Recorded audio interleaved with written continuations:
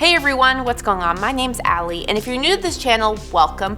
We put up weekly videos all about filmmaking. Will and I have owned a video production company in Toronto, Canada for just over 6 years. So in this video, I'm going to share with you 5 tips on how to grow your video production business.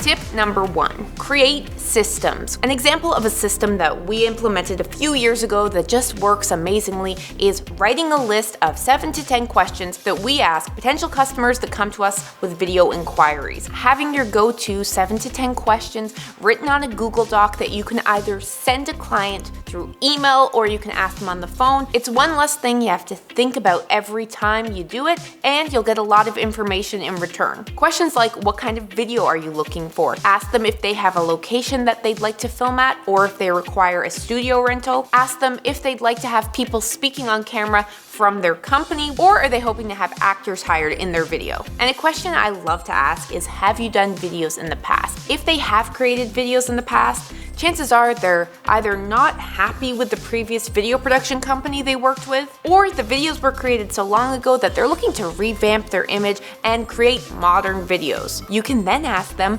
well, what was it about your old videos that you didn't like so that we can make them better this time around? It's also great to see videos that were created in the past because that helps you understand what quality of video production they're looking to exceed. You can also ask them if they have a rough budget in mind. It is important to get clear on whether or not this potential client expects a big $50,000 production with a $500 budget, because that does happen, especially with potential clients that have never done video before. You definitely do want to exceed your client's expectations, but you don't want them to have unattainable expectations that you aren't going to be able to achieve. The next tip is be honest about what you're capable of and what you're not capable of. Don't make promises that you know you can't keep.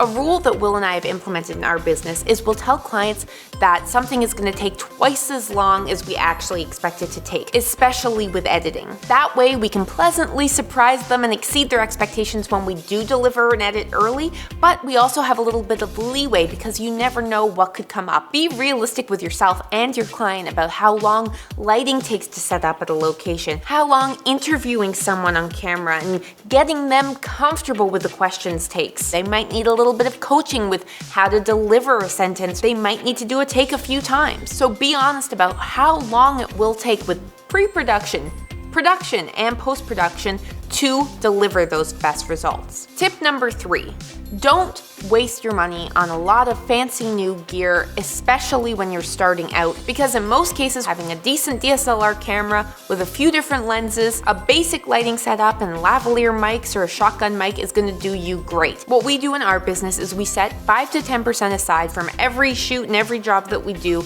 and we put that towards gear. You also want to consider how much you're making. If you're making $2,000 a few times a month from video projects, good for you, that's awesome. But you probably don't want to go out and buy yourself a $50,000 camera because it's going to take a really long time to pay that off. Number 4, suggest more videos to your clients. If your client only hired you to do one video, let's say it's a 2-minute about video for their website page. Once that video is complete and they're really happy with the work that you did, you can offer to them that you could make 30-second Instagram videos out of all of the great footage that you got from that shoot. I also recommend that you reach out to your clients a few times a year with suggestions and promotions. Promotions like, the holidays are coming up. We are offering a $1,000 video package that includes an hour on set and a quick video edit where you and your team can wish your customers happy holidays. Your goal should always be to get repeat business from a client. It's a lot easier to sell a video idea to a client once they know what to expect working with you and your team